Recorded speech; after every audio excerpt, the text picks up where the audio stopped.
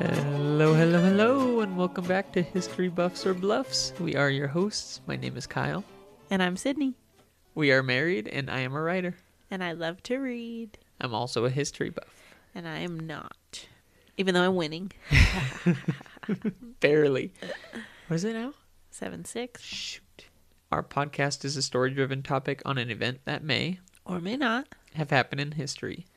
Grab your spears and shields and join us for a brutal historical tale. And at the end of the episode, I'm going to give Sid a chance to be a history buff or call my bluff. And we want you all to play along with us. So don't Google anything while Kyle is... I got nothing. Piercing with my spear. Piercing with his words. And see if you can guess it right. So we just got back from Tennessee. Mm-hmm. Seeing some fam out there. Yeah, we were seeing some family. And something crazy about us.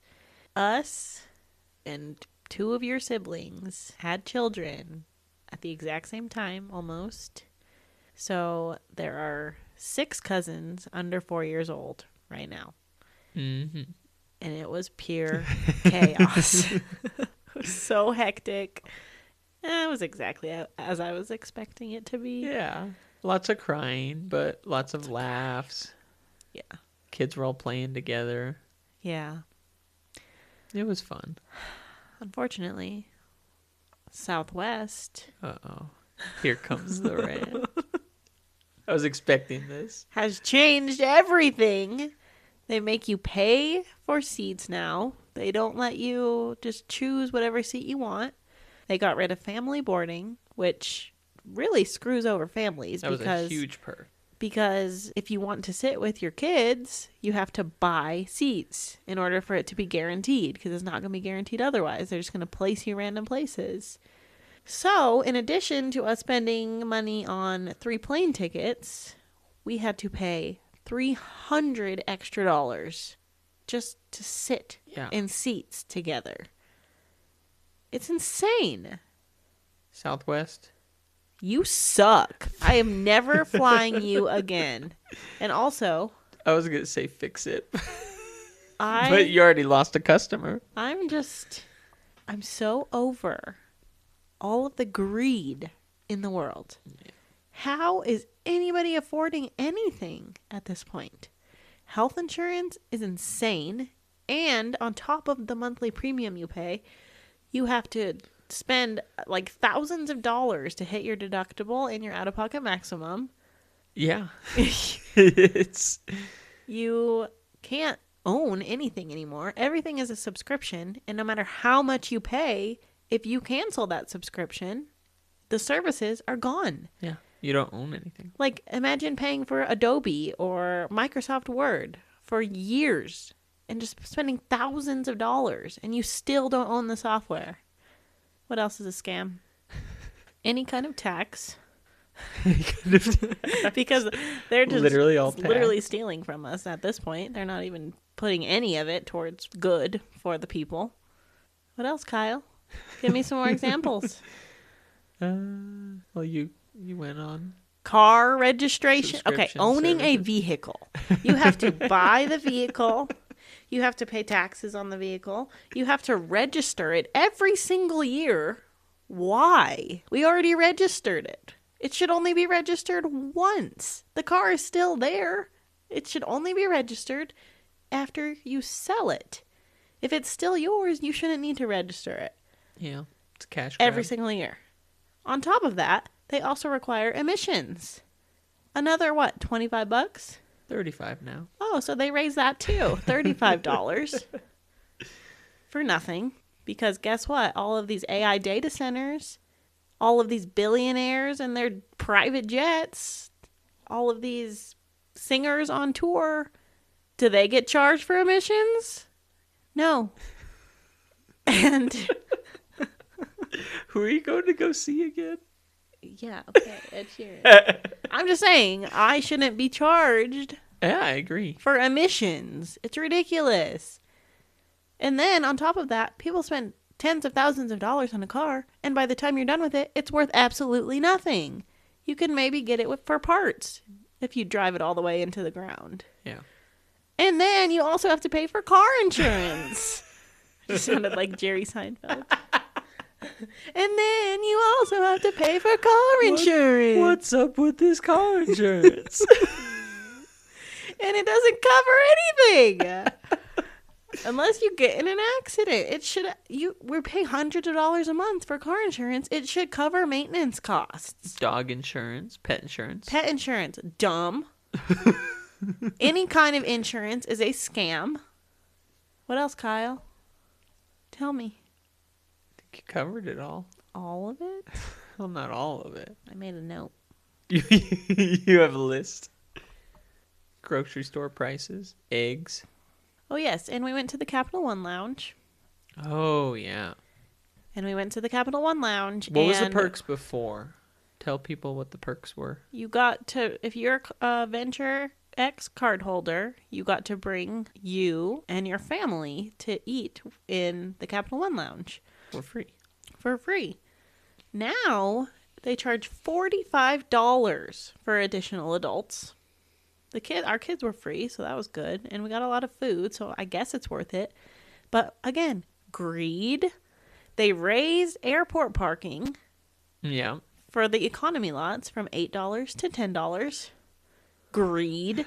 There is no way on earth it costs $10 per car per day to park at the airport to keep up with the parking lot. There's no way.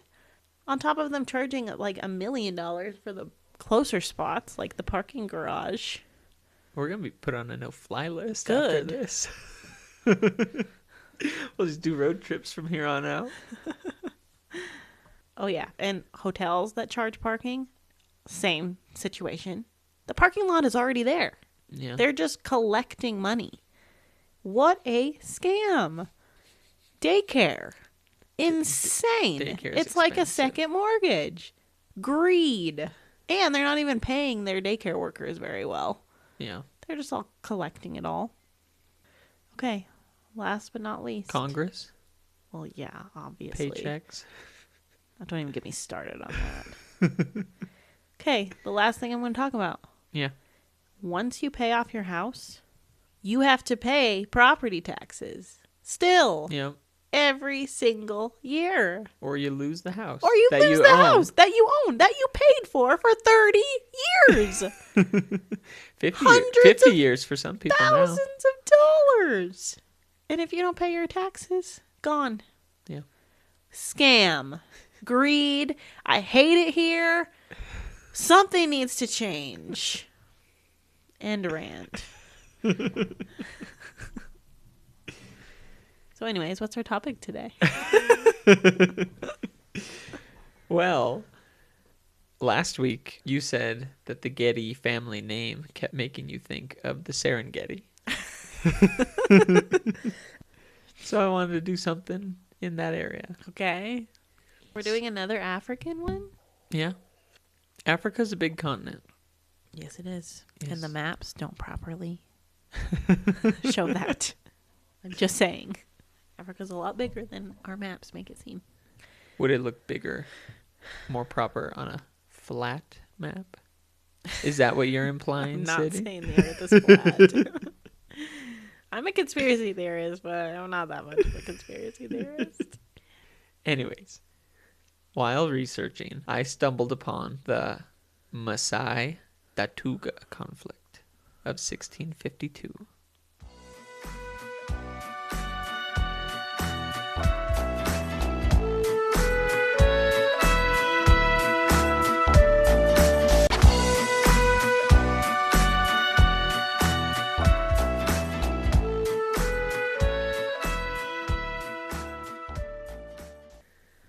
In East Africa, close to Lake Victoria and the Miana Trail that we discussed The fake in Miana our Trail. International Trek of Peace episode, lies the Serengeti. This massive region spans nearly 12,000 square miles, or 30,000 square kilometers. In fact, the name comes from the word Serengeti, which means endless plains or the land that runs on forever in the language of Ma. What is Ma?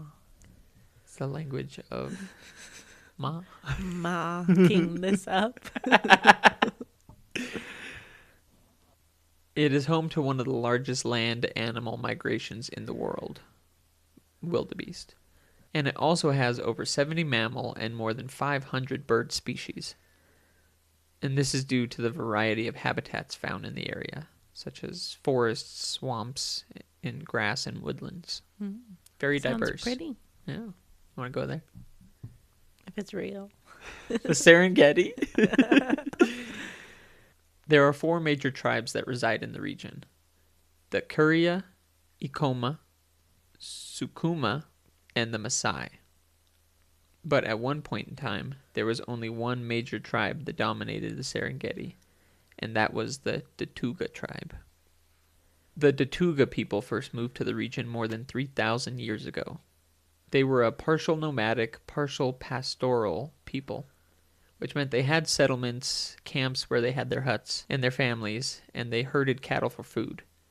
But they also followed the massive herds of wildebeests and gazelles for hunting. This duality of living increased the control that they had on the land, and the abundance of food made them want to settle more permanently in the area of the Serengeti. It was around the 1500s when they claimed the land as their own. They had been hunting and farming it for generations, and knew the land better than any other tribe that tried and failed to make it their home. Other tribes couldn't contend with the heat, the diversity of ecosystems, or the prides of lions that were always roaming the grasslands. But the Datooga could. But the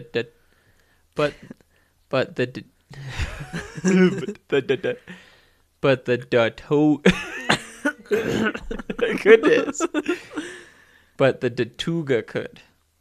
Is that how you say it? Because you just said it wrong for like 15 tries. Datooga. It was the right before it that was throwing me off. The Datooga. They were a very private people, and as the strange white men began exploring the land, the Datooga became even more secluded from the newcomers. They would rather keep their secrets, their traditions to themselves. They didn't care much for trading. Why would they need to? They had everything they needed.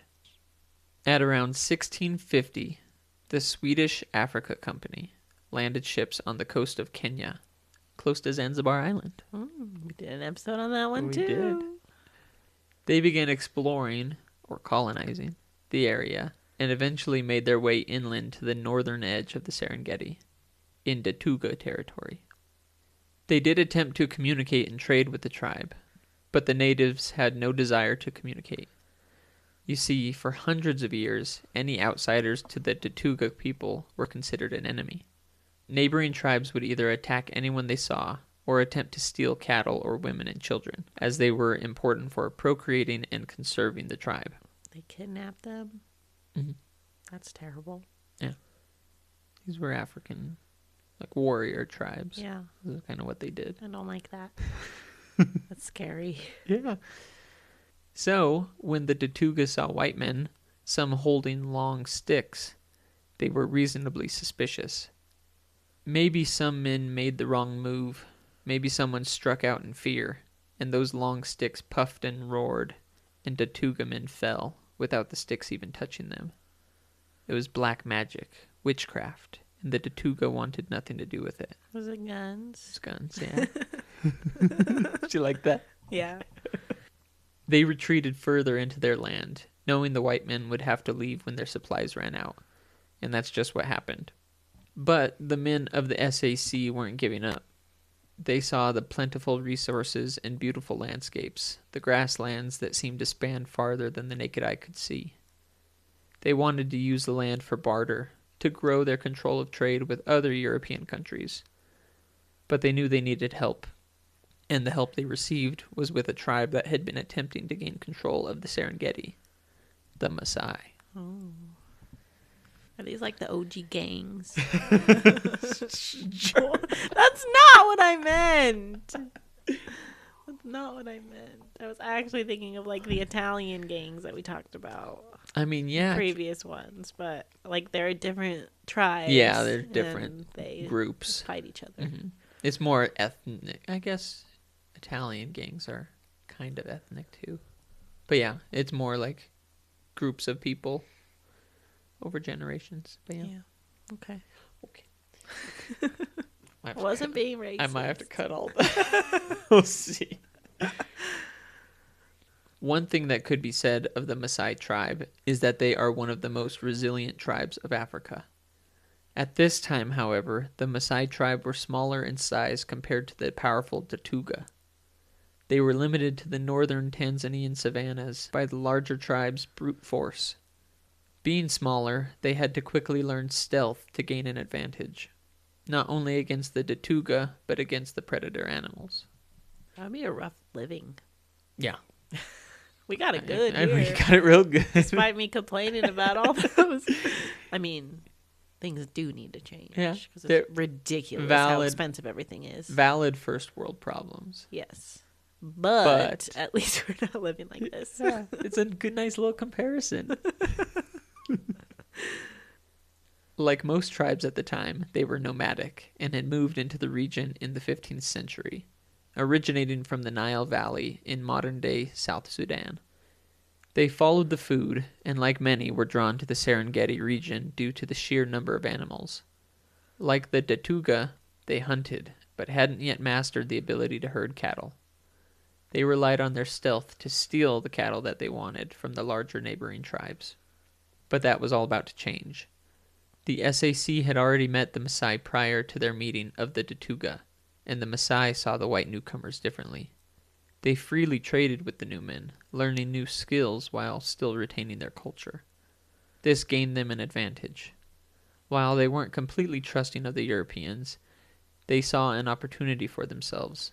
They were also fierce warriors and knew a weapon when they saw one. And the long sticks that boomed were a weapon they wanted. The boomsticks. The boomsticks. That's what we say.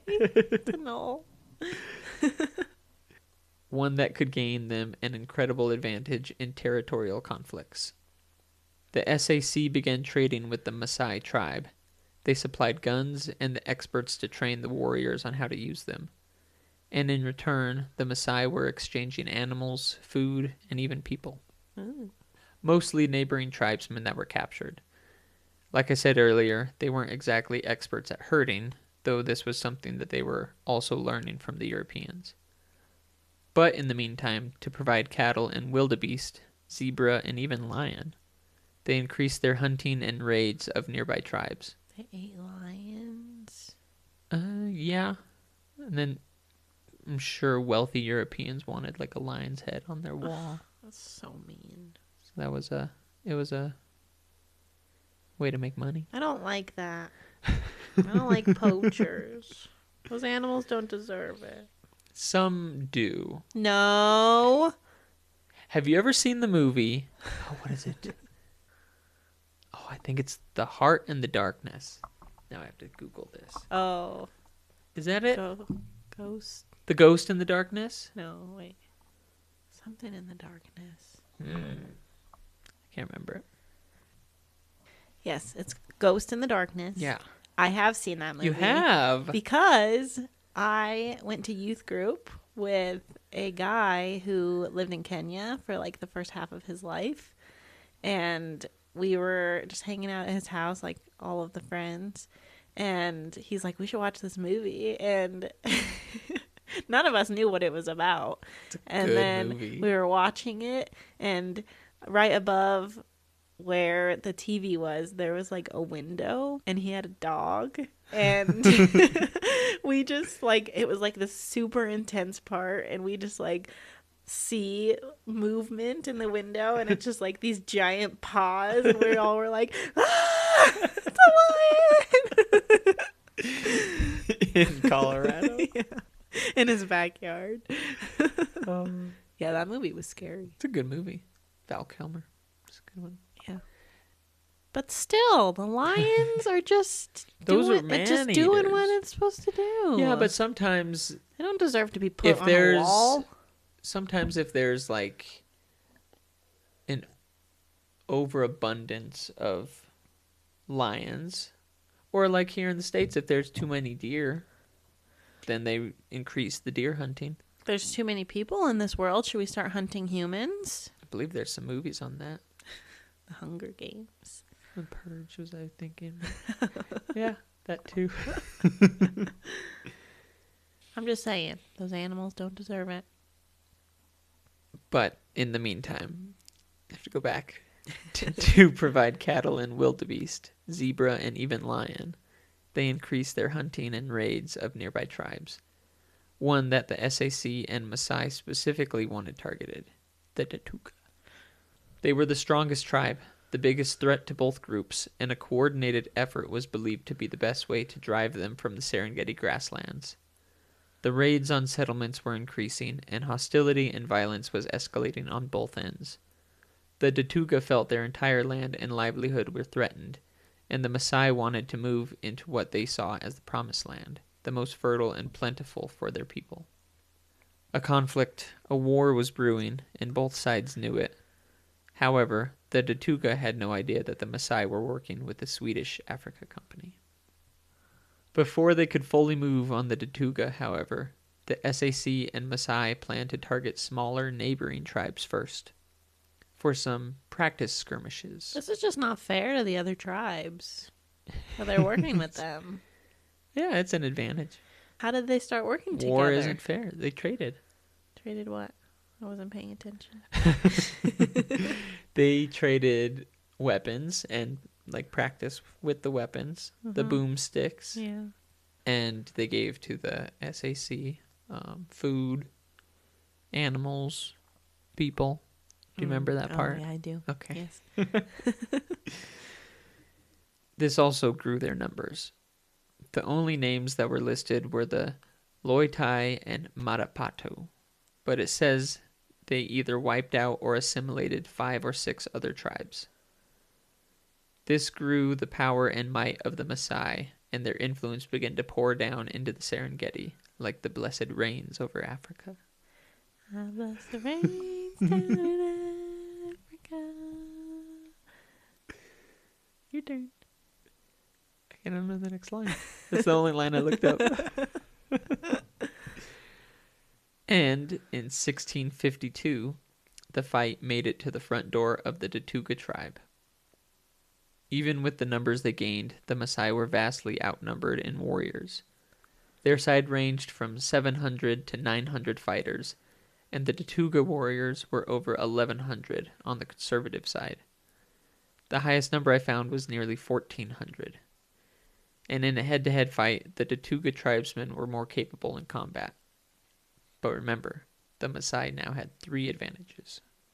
The rifles they gained from the SAC, their stealth, and they also had members of the Swedish Africa Company to accompany them. Dang. They're totally going to win. Only about 24 men, but these were experienced soldiers who had moved into the job of explorer. They were also the ones who trained the Maasai in riflery, and these 3 advantages was huge for them. The conflict began in the early morning hours, just as the sun was rising over the grasslands. I imagine lions roared a dreary yawn in the distance, and wildebeest calls rang out of the brush. The Maasai and SAC men crouched low in the grasslands, slowly making their way to the huts of the Datooga tribe. You're painting a nice picture here. Thank you. If there wasn't so much violence, I would be like, wow. It's nice. It'd be really cool to be there. Crouching in the grass. The Maasai tribe wore bright red shuka, or blankets, the color symbolizing bravery and unity against their enemies. The SAC explorers didn't understand it, but they wore beige and tan clothing to blend into the grass. But both outfits proved useful, and the approaching tribe made it to within eyesight of the Datooga. It's written that they were able to see the whites of the tribesmen's eyes when the first volley was fired. Attacking and killing unarmed men was taboo in battle, but the stealth they relied on was paramount to their victory, and this surprise attack proved incredibly effective. The Maasai tribe had even managed to sneak up on all sides of the settlement. The attack came from all sides all at once. They aimed without care, the boom of the long sticks waking any tribal members who were sleeping. Datooga of all ages fell, and they started the conflict on their back foot. But even then, the Datooga tribe were larger. Even though they were caught off guard, they were able to group the warriors on the outskirts. They grabbed their spears and shields, forming a wall around the women, children, and elderly that were in the center. But those musket balls tore through their cover relentlessly, killing even more Datooga. Oh, I don't like that. There's so much death all the time. We haven't done a war in a while. I know. Was there death in the last one? No. It was just the kidnapping. Oh, but before that there was death. What was the one before that? A lynching. Oh, yeah. Yeah. That one was intense. When the Maasai ran out of ammunition, they grabbed their spears and clubs and rushed the line. The SAC members reloaded their rifles and continued firing. The warring tribes met head-on, spears piercing flesh and clubs breaking bone. As it was recorded, the dirt and grassland were stained red in that settlement. But at the end of the day, the Maasai and SAC were victorious, and more than half of the Datooga settlement had been slaughtered. Jeez. Half of the remaining were captured, mostly women and children, and the second half were allowed to flee. Because, as we'll see, the Datooga had many other settlements, some that the Maasai and SAC did not know the locations of, and these fleeing tribesmen would be used to find them. Whoa. Now, it's called the Conflict of 1652, but this campaign went into 1653, and officially ended in that March. The Maasai and SAC used the tactic of killing most Datooga, leaving a few hundred to flee to find the rest of the settlements. This would end in an outright brawl between the powerful Maasai and a deteriorated and exhausted Datooga.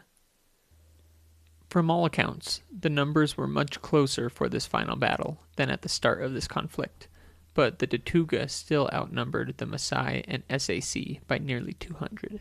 Ooh, they have an advantage.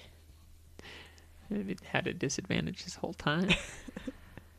They met near the swampy waters of the Imbalageti River.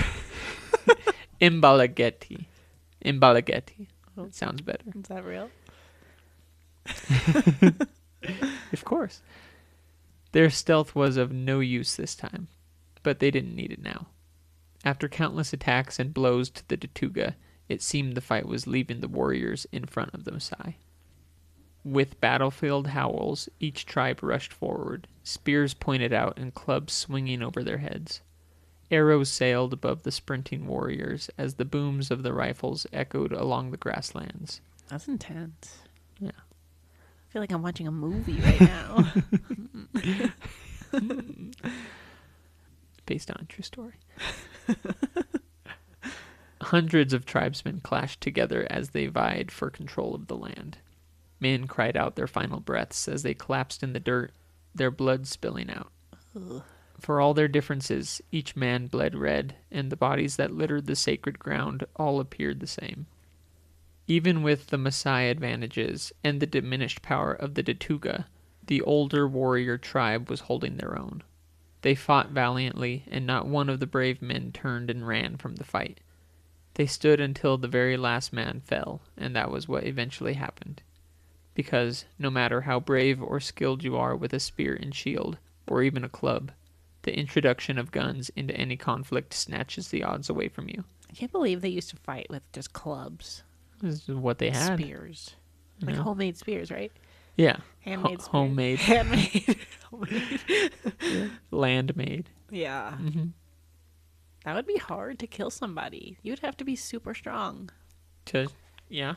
To, like, put it through. I don't like thinking or about it. just have a really sharp end. Yeah. I don't like that. I don't think I could do it. No? Even if my life depended on it. If your life depended on it. And just hear it, like, go through somebody. Well, maybe it doesn't make a sound. It all makes the same sound on TV shows. Like, I'm watching The Boys right now. And literally every death sounds the same. Yeah, it's disgusting. It's disgusting.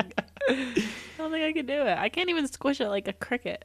It's true. Because it cracks. They crack, yeah. Yeah, so I can't even do that. What makes you think I could do this to somebody? Like, if my life depended on it, I would just be like, all right, just kill me. You will not. Maybe we should cut that in case anybody comes after me. I know it's an easy fight. The Datooga really stood no chance, and slowly each man fell. The Maasai suffered many losses, but overall they emerged victorious, and the dominating force of the Datooga tribe was finally crushed. It was as if the power they held for so long was being blown away from the boom of the black magic sticks. And after a sound victory, the remaining Datooga population fled. Those women, children, and few men who didn't wait for death all left the Serengeti region. The Maasai tribe gained control of the land that runs on forever. Even today, you can see the ramifications of this decisive and near massacre of the Datooga people. There still are Datooga, though most of them reside in Tanzania, and it's recorded that there are around 70,000 of them today. And this is up from the drastically low 30,000 that were recorded in the 1990s. Are they still tribes people? Mm-hmm. Or are they living like normal lives? No. No? They still retain the pastoral lifestyle, refusing to let go of the traditions their people have survived off of for thousands of years. But do people try to make contact with them? Mm-hmm. I mean, people do. Do they kill them? I mean, no. Because there's that one tribe that if you like try to get close to them, they kill you. I think that's on an island. Where's that at again? I can't remember the island. I don't know either, but it's scary. That's, yeah. They've had like almost no contact with the outside world. Yeah, that's crazy. I think is that the one where there's a video of them like shooting arrows at a helicopter? Yeah, I think so. Yeah. There was, I can't remember the island, but I remember reading that they initially had someone come in, but their immune system wasn't accustomed thank you, to the outside world, and it killed a bunch of them. I bet. So after that, they were like, no, Yeah. like no people. Yeah. Yeah. I'll have to remember what that is. Anyways. Unfortunately, living the way they do nearly wiped them out, and they have struggled to gain numbers in their population since. In contrast, the Maasai became known as the most powerful tribe in Eastern Africa, growing their power and influence until the late 19th century. As British rule began to spread during the scramble for Africa, I remember. their control was significantly reduced. To follow, a smallpox outbreak and additional illnesses wiped out a large percentage of their people. But they endured and are still located in the Serengeti and Tanzania region. Today, there are more than 1.2 million of them. Wow. After failing to gain control of the slave market, the Swedish Africa Company was abolished in 1663, only 10 years after their engagement with the Maasai people.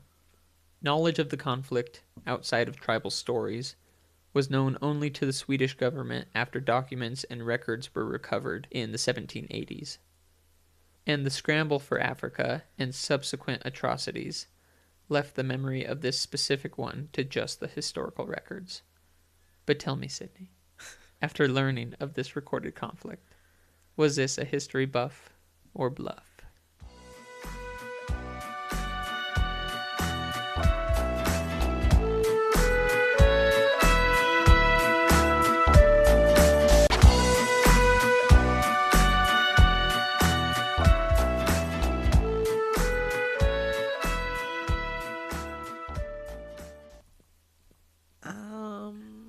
I know nothing about like tribes in Africa, African history.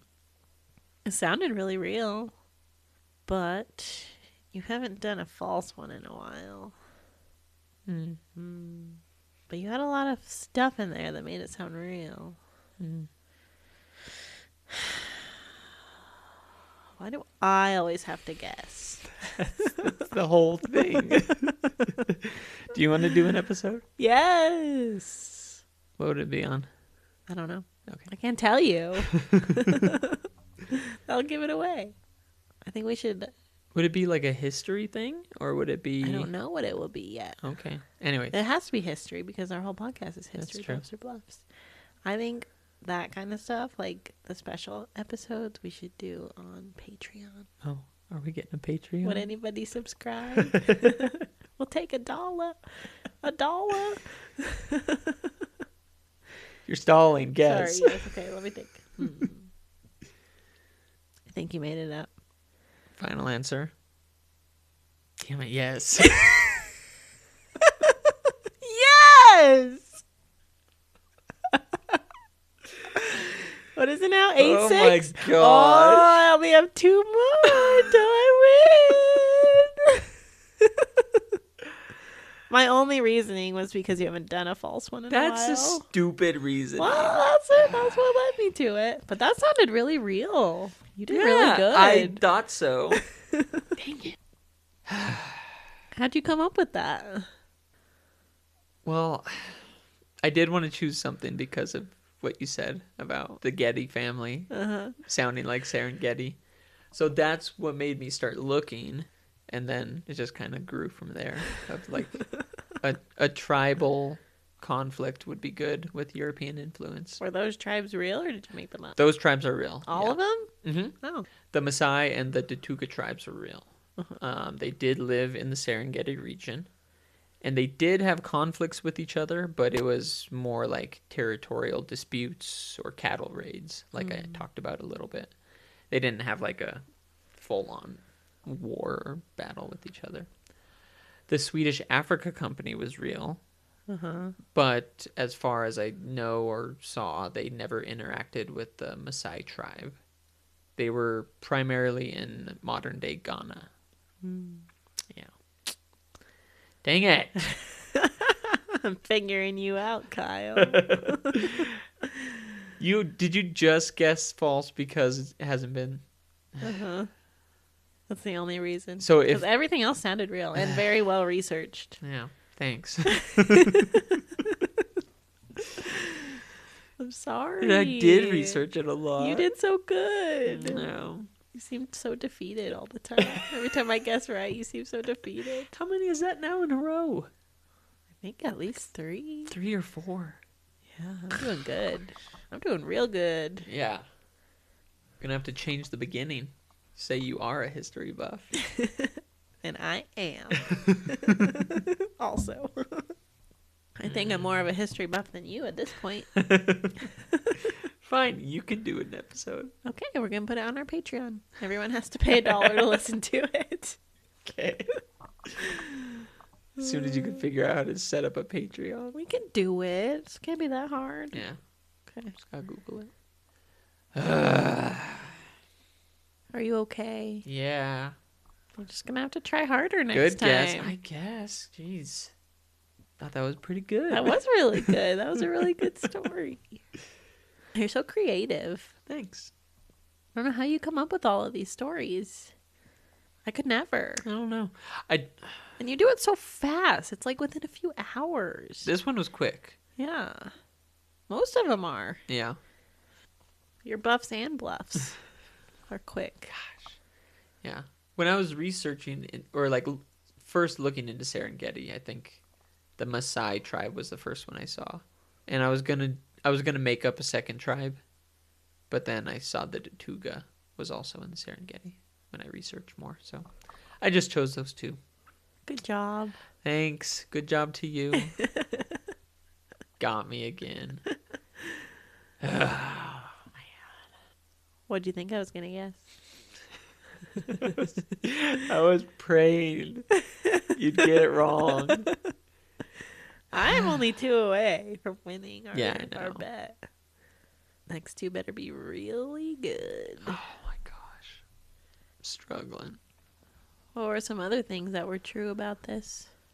All the info on the Serengeti, obviously.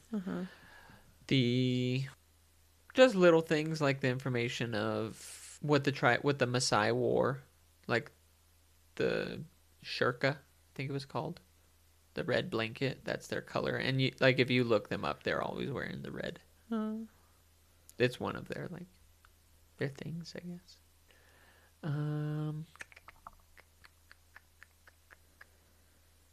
Well, I think that was about it. Oh, dang. Yeah. I feel like there wasn't like a big climax. I was trying to make it realistic. Usually there's not a big climax. There have been in our true episodes. Like the Like dudes which ones? getting eaten. Oh, yeah. And Pretty big. the kidnapping. True. It's a pretty big climax. Not really. Just let him go. After a long time. Yeah, it's true. I'll try to give you a better climax. For the episode.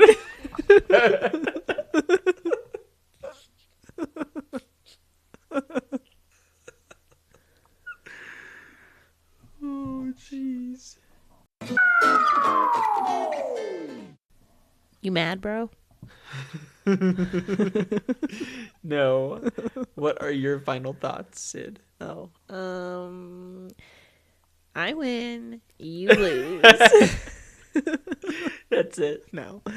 That was really good writing. A really good story. But unfortunately, I'm just better at this than you are. I think it's getting to my head. It's a far cry from the beginning of this. Anyways. You're just going to have to do better next time. I will. Said that last week. I know. Dang it. I might need some help from people. Yeah, people need to write in with some submissions. Yeah. Write in. Tell us the craziest thing ever. Well, shoot. Good job. I'm proud of you. Thank you. You're doing really good. I know. I'm figuring you out. I mean, I'm not a very good liar, so it's just catching up with me. I had some luck at the beginning. All right, everyone. That's it for us. Don't sound so sad. All right, everyone. That's it for us. Is that better? Yeah. Okay. Make sure to subscribe wherever you get your podcasts and follow us on Instagram at History Buffs or Bluffs Pod. If you know of any obscure or crazy event in history that you'd like to hear, you can email it to Kyle at historybuffs@gmail.com. Seriously, people, he needs the help. Or if you have an idea of a wild, believable but fake story, reach out as well and I may write it. Thanks for joining us again. Tune in next week for another episode and help me find out if it'll be a history buff Or bluff. Have a good week.